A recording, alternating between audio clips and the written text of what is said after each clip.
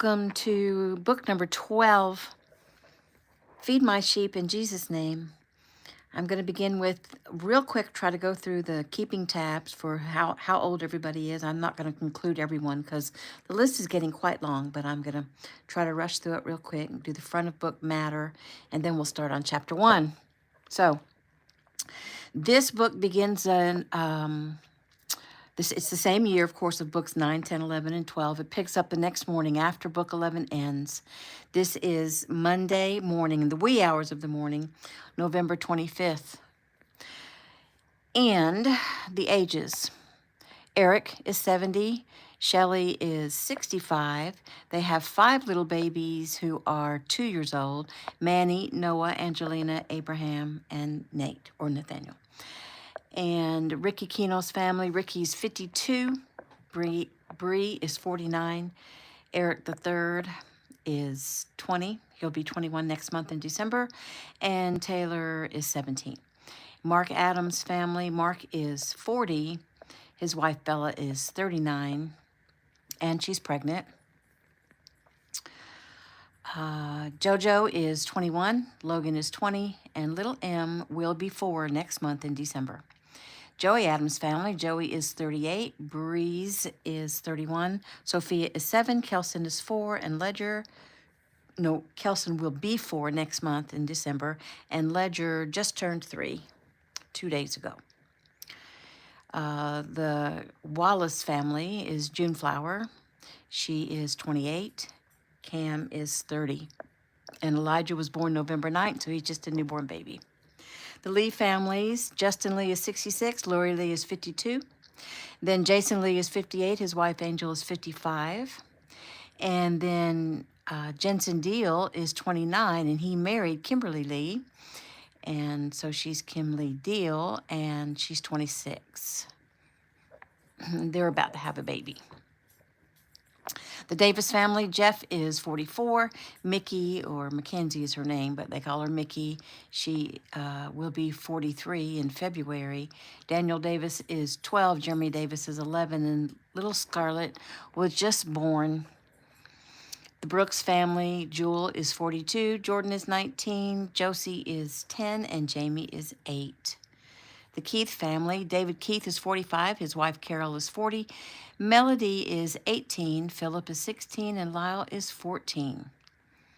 Over on the East Coast, there's the Coley family, Marissa Daly Coley. That is Mickey Davis's little sister. She's 29. Her husband, Chris Coley, who's also an Ameritech agent, is 30. And they're pregnant and about to have a baby. And the Nash Smith family, Toby Nash is 55. Caroline, his wife, Caro, is 53. Gracie Nash is 26. And Brody turned 22 in July. The Stewart family, Chaz is 49. Lisa is 46. Let's see. Charlie is Charlie's 14. He will be 15 in February. Matt is 12. Erilyn is 8. And they have a new set of twins, little Jonathan Jones and Lachlan, who were born on November 1st. Maddie was Lisa's grandmother, and she was 87 when she passed away a few books ago. The John Apple family, John is 50, Jody's 48. They have a son named Jake, who is going to be 22 in February, and he is married to Melena Stewart Apple, who just turned 21, actually. She was 21 on the 22nd of November. The Tanner family, Keegan's 49, Lizzie is 42, Heather is 25, Rose will be 24, and so will Violet on December 25th, on Christmas Day. And Daisy and Lily will be 19 in December also. And Gabe is 18, and little Iris is about to be 3. Let's see, who else should I include? Rebecca Murphy That's Peyton Murphy. Peyton is Gabe's good friend. His mom is 36, and he has a little brother named Lucas, who is 14. Peyton is 18. I guess that's about all we'll do. Let's start with some scriptures. John 21:17. The third time he said to him, Simon, son of John, do you love me? Peter was hurt because Jesus asked him the third time, do you love me? He said, Lord, you know all things. You know that I love you. Jesus said, feed my sheep. And in Galatians 5:13, it says, you, my brothers and sisters, were called to be free, but do not use your freedom to indulge the flesh. Rather, serve one another humbly in love. And then Matthew 42, give the one who asks you, and do not turn away from the one who wants to borrow from you. Then next, in the book is a whole list of Ameritech security hierarchy, beginning with Chief Director Jason Lee, Deputy Chief Director Joseph Adams, and on down. I'm not going to read that to you. Luke 3:11, John answered, anyone who has 2 shirts should share with the one who has none, and anyone who has food should do the same. And then in Isaiah 58:6-8, it says, is not this the kind of fasting I have chosen, to loose the chains of injustice and untie the cords of the yoke, to set the oppressed free and break every yoke? Is it not to share your food with the hungry and to provide the poor wanderer with shelter? When you see the naked, to clothe them and not to turn away from your own flesh and blood? Then your light will break forth like the dawn, and your healing will quickly appear. Then your righteousness will go before you, and the glory of the Lord will be your rear guard. And in Philippians 2:3-4, do nothing out of selfish ambition or vain conceit. Rather, in humility, value others above yourselves, not looking to your own interest, but each of you to the interest of the others. So this book, as you can tell from the scriptures, is about Thanksgiving and about serving one another. Chapter 1, it's November 25th, 2 a.m. Monday morning at the Tanner home, Pine Forest, Georgia. She could see herself, though the room was in shadow, she could see herself sitting on the piano bench as if part of her was floating in the air up in the corner of the studio, watching herself as she sat at the piano. It was a classroom, a very large classroom. The ceilings were high, the walls insulated. She sat at the grand piano, working on a Bach piece. She was wearing her long skirt, the one with the tiny purple flowers on it. It was her favorite because it was light and soft and feminine and allowed her plenty of freedom of movement. Her long, almost white blonde hair was taken up on the sides to keep it out of her face as she played. It flowed down to the middle of her back. Not straight, not curly, just a slight wave to it. Her eyes were closed, her body swayed slightly. He was standing on the other side of the piano, smiling at her, nodding his head almost imperceptibly to the rhythm of the music. Beautiful, he murmured as he walked around to stand behind her. Good, he encouraged. Slower there, he instructed. She could see him easily from her place in the air up in the corner of the room. He was tall and slim. His hair was a gold color and curly and longish. He wore khaki-colored slacks, a gold cashmere sweater with a crisp-collared white shirt underneath. When he smiled, his eyes twinkled. He didn't look old enough to be a professor, but he was actually almost 10 years her senior. Placing his hands on her shoulders as she played, he spoke to her. You're rushing. Slow down. Good. Much better. Right now, you're touching the keys. I want you to learn to stroke the keys. Stroke. Stop. He lifted her right hand and used it to stroke softly over his own hand. See? Stroke. Like you're making love. Stroke. She swallowed and looked up at him. He smiled that beautiful winning smile and winked at her. I'm going to tell you a secret, Violet. I'm falling in love with you. I've tried to stop my heart from feeling, but when I'm close to you like this, I cannot deny what I feel. Please forgive me. I'm weak, and you are so bright in every way. Will you forgive me for my feelings? She smiled and nodded. Good. Now, let's get back to it. Try again. Stroke the keys. She began to play again, trying to give him what he asked. Well, that's a little better, he said as he placed his hands back on her shoulders. He began to rub her shoulders and neck. Relax, relax. Good. Ah, Violet, do you know how good you are? I think you are the most talented student I've ever had the pleasure of teaching. Slow down. Good. The scene morphed to her sitting at the piano in his apartment. His fingers moved down from her shoulders to rub the muscles in her upper chest, and she became very uncomfortable and stopped playing. Why did you stop? He questioned softly as he moved his hands to her upper arms. Relax. He bent, placing his lips close to her ear. Let the music take you, Violet. He moved, placing his body against her back and leaning over to place his hands on top of her hands. Play together with me. Yes, that's right. Much better. See how we move together. See how there is a rhythm, one as old as time. Good. She stopped and shook her head. I'm not comfortable. Don't be prudish, Violet. Do you want to get better? Where do you think music began? It came from something that thrummed inside the body from the beginning of time. Music is a thing because it's primal. I'm trying to get you to feel it deep inside. He placed his hand on her chest, just below her collarbone. Right here. Feel your heart beat. Feel the blood as it rushes through your body into all the private parts. She closed her eyes and shook her head. Let me in, Violet, he commanded in her ears. She shook her head and tears filled her eyes. And suddenly she was back in the classroom and he retreated a bit. It's okay. We'll eventually take this where we want to go. For now, just play. I'm not lying to you. You are the most talented and also the most beautiful student I've ever taught. And together, Violet, you and I will make the most exquisite music there is. The scene switched again from the classroom to his apartment. Only this time, she could see the piano bench in his apartment overturned, see him forcing her into the bedroom, see him pushing her down onto his bed, and she screamed. Rose sprang from her bed and rushed to her sister. Violet? Vi, I'm here, sweetie. Wake up. It was a nightmare. Wake up, Vi. Violet grabbed her sister by the shoulders and looked up at her.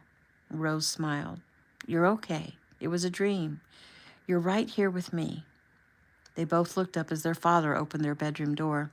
Daddy, Violet said, her voice choking with emotion. He came in and sat on her bed, and she pulled herself from Rose's embrace and threw herself against her father's chest. Daddy, she sobbed. He wrapped her snugly in his arms. Nightmare? He asked, in his deep, masculine voice. Violet nodded her head, letting the safety of his voice, of his presence, soothe her. When he was around, she was always safe.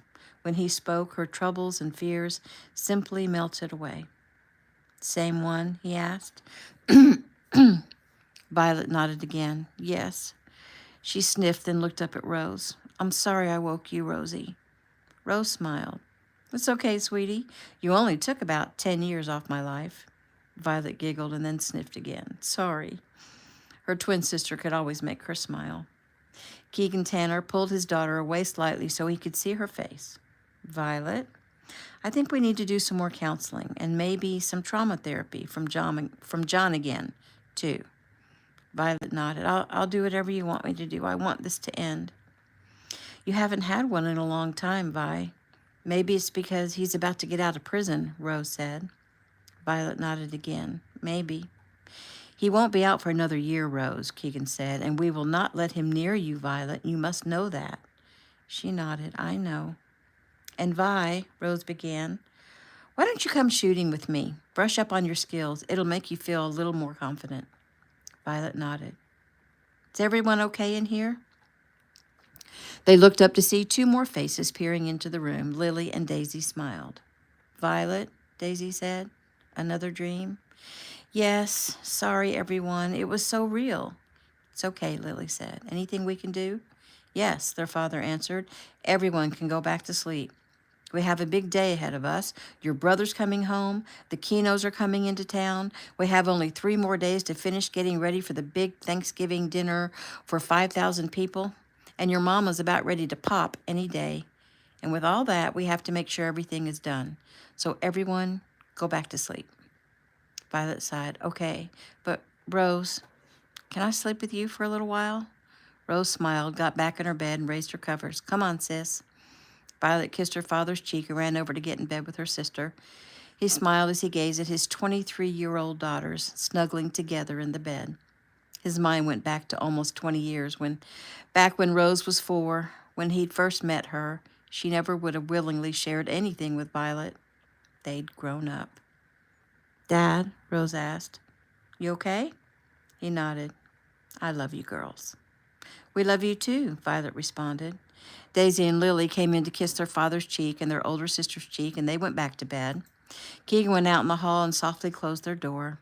He headed back toward his bedroom to tell his very pregnant wife that everything was okay when he heard the tiny voice crying, I want Mommy.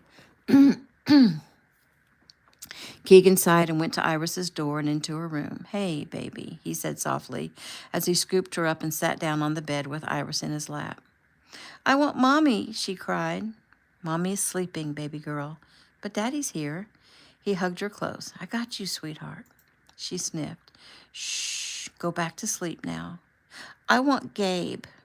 I know. Me too, he mumbled with a soft laugh. Gabe is coming home after this sleep, so you go to sleep, and when you wake up, you can help Mommy with breakfast, and then a little while after that, Gabe will be home. Okay? So close your eyes. That's right. He stood with her and swayed back and forth, rocking her. Shh, go to sleep, my baby girl. He crooned to her. There now, that's a good girl. Shh, sleep. He rocked her another 5 minutes and finally placed her gently back in bed. He tucked her in and headed back to his room, and Lizzie was sitting up. You okay, sweetheart? Keegan asked. I'm fine. I'm just trying to get comfortable. Is everyone okay? Yeah, Vi had a nightmare, and Iris woke up, but I got her back to sleep. Thanks, Keegan. Thank you, he said, as he got back in bed and scooted close to his wife. For what? For marrying me, for not giving up on me, for giving me the happiest life a man could ever ask for. She smiled and closed her eyes. You're welcome, my strong, handsome man. But you may not say that after these babies are born, because I'm going to need a lot of help. I'll do whatever you need, babe. I got you in this predicament, didn't I? She giggled. I believe it takes two. Smiling, he touched her face. Elizabeth, you make me so happy. She sighed. Right back at you, Keegan. Right back at you. New scene. A few hours later, that same morning, Rose grabbed Violet's banana nut muffin and took a bite. Hey, Violet protested. Sorry, Vi, I'm in a hurry and don't have time for breakfast. I didn't think you'd mind since you kept me up half the night. Violet frowned. I guess you win, but that is low, using that to get my muffin. Rose laughed. Well, they are worth fighting over. Lily's getting to be as good a cook as Maddie was. Yes, she is, Violet said, as she arranged the tray she was working on with 2 plates of eggs and bacon and toast and a mug of coffee and a cup of tea. Well, I'm going to take I'm going to take this up to Mom and Dad and get Iris up. Are you off? Rose nodded and pulled out her phone when it buzzed. Good morning, Rose. It read. The text read, do you have time for coffee this morning? She smiled at the message but frowned as she glanced at the time. Is that Jericho? Violet asked with a smile. Rose nodded. Violet headed out of the kitchen and toward the stairs. Well, tell him yes, whatever he's saying, and tell him yes, she ordered with a laugh. Rose frowned and blew out a breath and started typing. I'm on my way to the center. I have to open the doors for Mrs. Murphy. We were getting an early start, but I can always make time for coffee, I guess as long as we're back before 8. I'll meet you out front of the center at 7:15. That gives me 45 minutes with you. Don't be late. Every minute is important. She responded with a thumbs up, then looked at Violet. Do I look okay? Hold on a minute.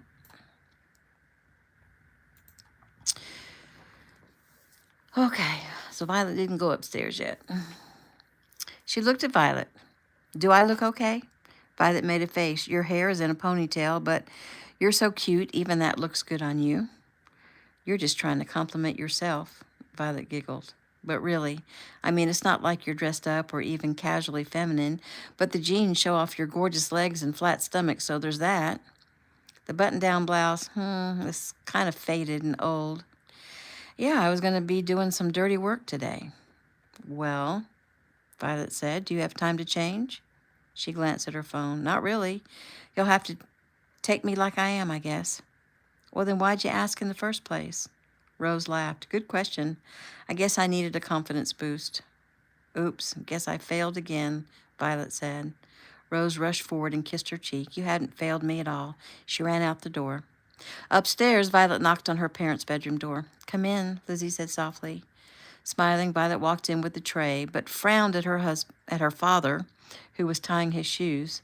She stood and smiled at her. He stood and smiled at her. Breakfast in bed? Violet shrugged. I was just trying to be helpful. I thought you were sleeping in. I did. I'm usually in my office by now, so this breakfast is helpful, hun. It saves me a lot of time. Thank you. She set the tray on the pit table next to her mother. Looks delicious, Lizzie said. Keegan grabbed up a piece of bacon. He looked heavenward, blessed the food quickly, and stuffed the bacon in his mouth. Okay, well, I'm going to go get Iris up and fed, Violet said. Lily left for an early grocery run. Daisy is in her room updating the center website and answering emails, and Rose just left to get the center doors open for Mrs. Murphy. Keegan nodded. Thanks, Violet. She smiled. I'm happy to help, Dad. I'm so excited about this week. Gabe is coming home. Heather's coming home. The Kinos are coming. The Nashes are coming. The entire town is working together as if we were one big happy family. What's about to take place? It is amazing. It's already taking place, Keegan said, and I agree. It's amazing. New scene. Rose pulled into the parking lot of the Gabe Tanner Community Center. She got out of her car and looked up at the building that used to be an elementary school.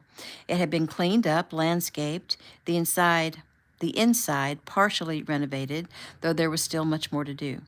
The day was gray and cold, but the fall decorations in the front and flowers and hay bales and smiling scarecrows and large fall wreaths made the building look very warm and welcoming. Walking toward the back of the school, she nodded with a smile. The giant white tents that had been set up in the back of the school were still standing and looking good. They would provide shelter for the overflow of people. Those tents today would be filled with tables and chairs, and then the ladies of the town would come and decorate those tables like they had the ones that are on the inside of the building. Rose walked back to the front of the school just as Rebecca Murphy pulled into the parking lot, and Rose smiled at her. Good morning, Mrs. Murphy. Morning, Rose. You ready to work hard today? I am. I'm going to open the doors for you, and then Jericho's coming to take me for coffee, but I'll be back before 8. Would you like some? I would love some, Rebecca said with a smile. Peyton and Lucas said that they'll be here by 9 and will start on the tables and chairs for the tents. They have a bunch of their friends also coming to help, and Peyton is really looking forward to seeing Gabe today. Oh, he's not the only one. I'm glad Peyton and Lucas are coming so early because I have a truckload of tables and chairs coming about 9, and they can help unload them, Rose said as they walked toward the building. Rose frowned. Do you think we need more decorations out front, something to make this look more inviting? Rebecca stopped walking for a minute and gazed at the building. Well, once the men get finished putting up the twinkling lights today, it will make a huge difference. Still, I don't think you can ever have too many decorations. If some of the women want to work on that, it wouldn't bother me a bit. Rose nodded.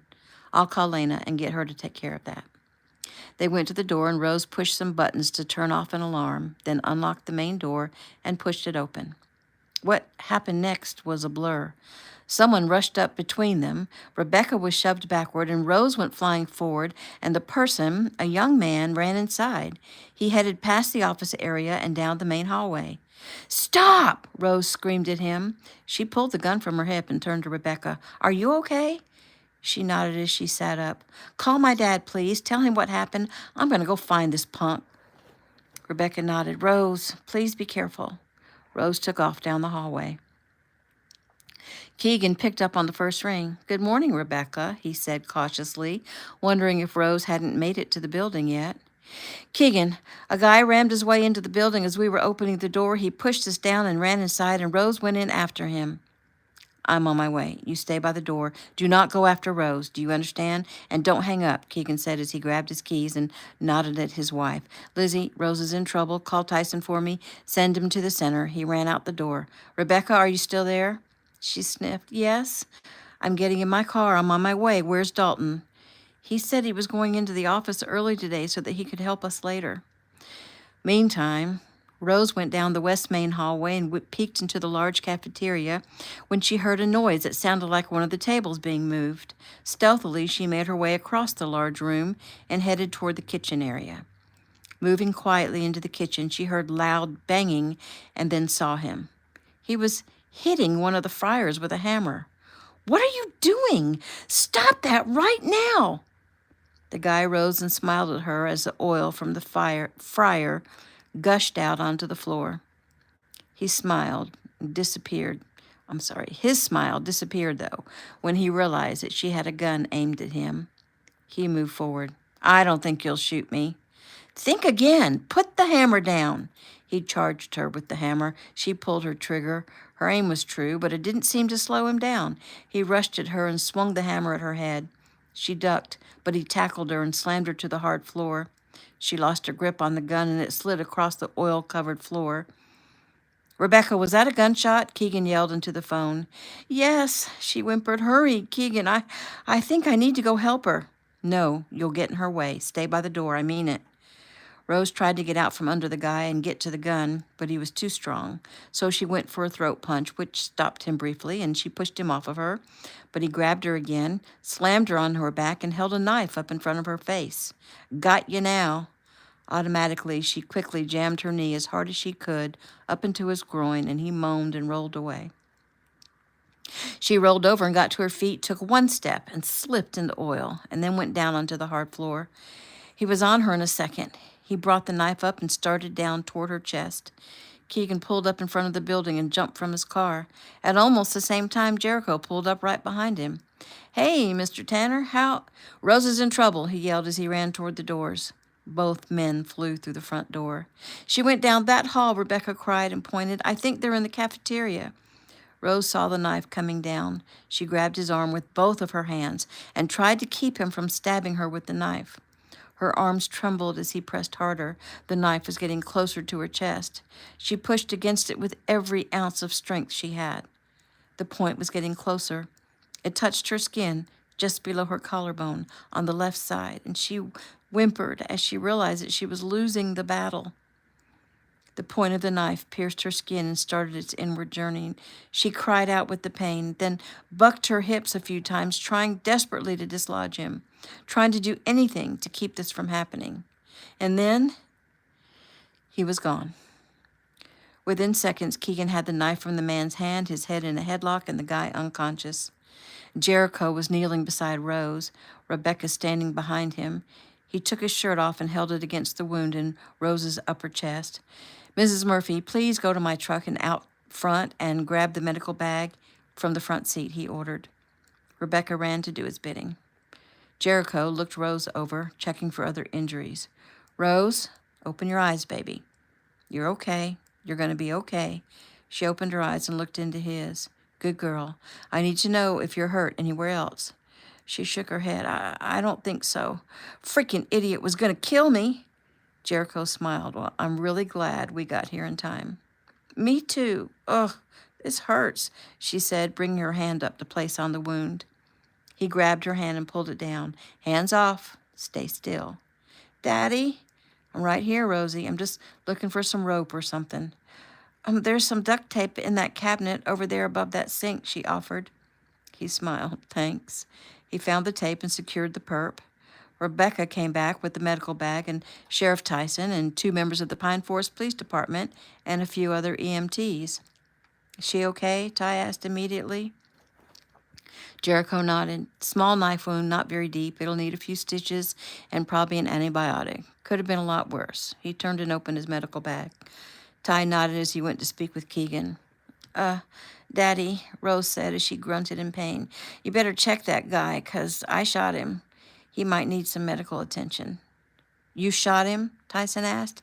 He nodded at the EMTs to tend to the perp. She nodded, her eyes closed. Yes, sir. My gun is somewhere on the floor. He came at me with a hammer. He tried to kill me. I pulled the trigger. It didn't even slow him down. Are you sure you hit him? Ty asked. Keegan gave a short laugh. Ty, you know Rose. Rosie sighed as she closed her eyes. Did I hit him? She mumbled. What was I thinking? Ty responded with a smile. Of course she hit him. She hit him, one of the EMTs answered. Tyson nodded at Jericho. Is she going to need to be transported? If so, I'll need to call another unit. It doesn't have to be in an ambulance, Jericho answered. Either her father or I can transport her. Jericho removed her quilted jacket vest from her body, and Rose blinked up at Jericho. I'm really tired. He frowned. She was going into shock. Rose, I'm just going to open a few buttons on your shirt, okay?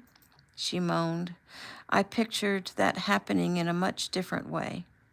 He smiled at her joke, but realized she never would have said something like that, especially in front of her father if she was in her right mind. He quickly examined, cleaned, and bandaged the wound, then checked her blood pressure and listened to her heart. He rose to speak with Mr. Tanner. Mr. Tanner, her blood pressure is low and she's going to need stitches, but I don't think her lung has been punctured. He nodded, then knelt beside his daughter. Hey, Rose, can you tell me and Uncle Ty what happened? It was strange, Daddy, she said softly. I came in here and he was using a hammer to break the fryer. She stopped and sighed. I guess he succeeded. Don't understand why he wanted to do that. I told him to stop and he came at me with the hammer and he swung and missed and I shot him, but that didn't stop him. It's kind of all a blur. I don't know where he got the knife. I don't know if he pulled it from his pocket or what, but suddenly he had one. He knocked me down or I slipped in the oil. I can't really remember, but he was trying to stab me in the chest. That part I saw with my own eyes, Keegan said softly. I'm sorry I can't remember. Everything seems fuzzy. He nodded. It's okay, sweetheart. There are cameras everywhere. He looked at Jericho. Is she okay? She's a little shocky. We need to get her to the hospital. Keegan looked at Sheriff Tyson. Call Daisy and she'll give you access to the security cameras. I need to talk to Lizzie before this puts her into labor. He looked at Jericho. Let's get her out to my car. Jericho took Rose's blood pressure again. She opened her eyes. How am I, Doc? He smiled. You're going to be okay. I'm going to carry you out to your father's car and he's going to take you to the hospital. Okay, she said softly. I'm a little worried about myself. Are you sure I'm okay? I'm pretty sure. Why? Because I can't think of anything smart aleck to say, so I think there must be something bad wrong. He chuckled. Well, I'm sure you'll find the words. Instead, I feel like I just want to cry and tell you and my dad, thanks for showing up so fast. Well, trauma causes an emotional response, and your emotions are just proving what I knew about you all along. What's that? She whispered. That you're not such a tough cookie after all. You're actually human, and things really can get to you. I'll deny that. Too late, I've seen through the facade. She blinked and a tear ran from her eye. I'm too tired to argue right now. Why am I so tired? Well, you expended all your energy trying to survive. He gently ran a hand over her hair. She smiled at the caring gesture and allowed her eyes to close once again. He then carefully scooped her up, cradled her against his chest, and followed her father out to the car. New scene. It's still the same day, November 25th. It is Monday afternoon at Hartsfield-Jackson Atlanta International Airport. The Ameritech jet carrying 29 VIPs landed at the busiest airport in the world at 2:33 p.m. Eastern Standard Time and headed toward the private terminal. Joey was immediately on a conference call with Jason and Keegan, being updated on situations around the world that involved Ameritech, and they ended the call with personal questions for Keegan about Rose. Apparently, she was stitched up and back at work already, which was good news. The bad news was what came from the bad guy. He was alive. Rose's bullet hit him in the diaphragm. He was 20 years old, a drug addict who lived in Atlanta. He'd been hired to mess up the event planned by, in his words, Gabe Tanner's sister, and also to hurt said sister simply because she was loved by Gabe Tanner. The guy said he was paid $5,000 by a slick dude in the back seat of a black SUV. who had also arranged for the perp's transportation down to Pine Forest. As Joey received the information, he glanced at Gabe across the aircraft. The kid was a great kid, tough, even lethal, as he'd recently demonstrated. Yet, as he sat, chatting with Taylor, a smile on his face, he came across as young and innocent. Gabe was not going to be happy about this information. Keegan definitely was agitated. Joey finished his call as they got ready to deplane. Gabe immediately looked up at him. "Was that my dad?" Joey nodded. "Yes, and Rose is already back at work." Gabe smiled. "Of course she is. She's tough." Joey nodded. "Okay, everyone listen up." They all listened as Joey gave them the news, and Gabe got quiet as he listened. His expression was heartbreaking to watch. Joey went on to say what was being done to find the guy who'd hired someone to hurt Rose and who the possible and probable suspects might be. When Joey finished, it was Grandmaster Kino who put everything into perspective. "Okay, everyone, Gabe, you especially. I know this is upsetting. First and foremost, let's be grateful that she's okay. I want you to remember that what we're about to do in Pine Forest is not just a little thing. It may seem insignificant, feeding a few homeless people. That gets done every day, right? But we are in the limelight of the nation, really of the world. God let us know last night, through Jeffy, that things were about to get rough." "Right," Gabe said, "and it's my fault things are going to get rough, and it's my fault my sister was almost stabbed to death this morning," Gabe said quickly. Grandmaster Kino smiled kindly and nodded. "Okay. Did you get it all out?" Gabe sighed and nodded his head. Eric looked around at the group. "Who wants to address what Gabe just said?" "I will," Jojo said quickly. Eric nodded at his grandson.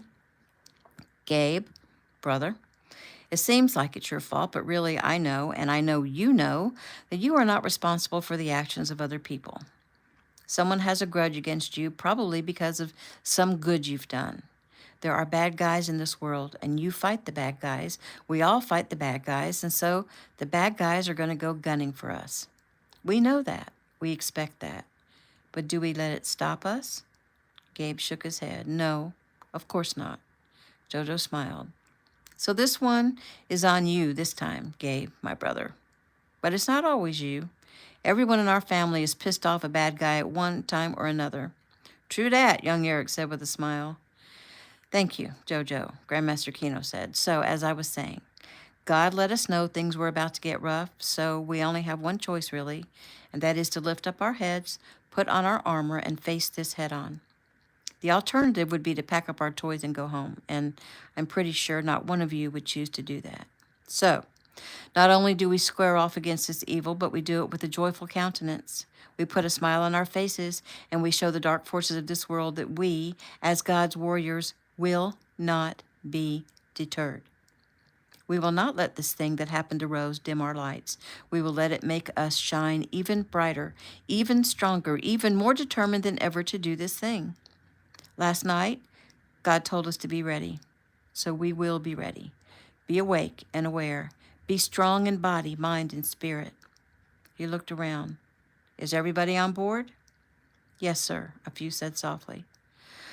"Well, let's have a prayer to put on the armor of God before we get off the plane," Ricky said quickly. Eric nodded. "Gabe, you pray." Gabe smiled and nodded. He knew Grandmaster Kino asked him to pray so that this lesson would be driven home. "Yes, sir." Gabe prayed mightily, and they left the plane. And that is the end of chapter 1.